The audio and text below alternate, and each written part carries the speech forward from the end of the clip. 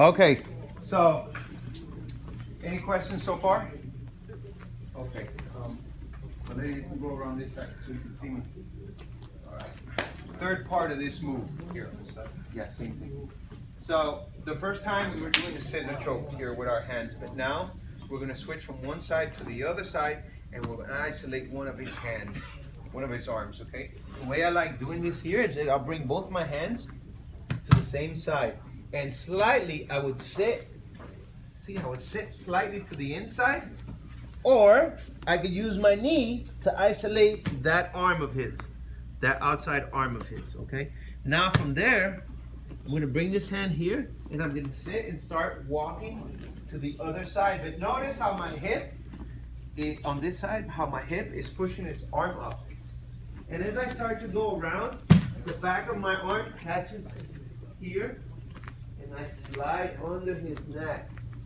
Make sure your elbow stays on the ground, and now I'll reach over and make a grip, and I slightly go forward here, and he starts tapping.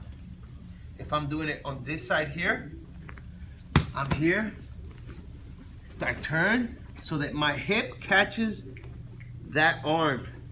I start to come up. I start to come up. Look, my body is actually turning him slightly sideways, and then the back of my arm catches his arm here. I slide under the head.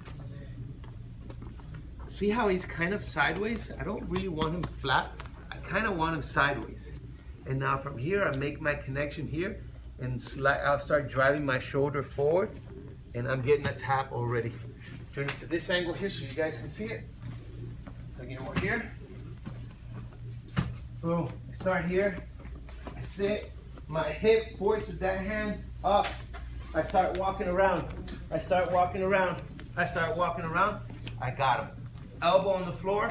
I make my connection, and now I just drive forward my hip, and I get a nice little tap.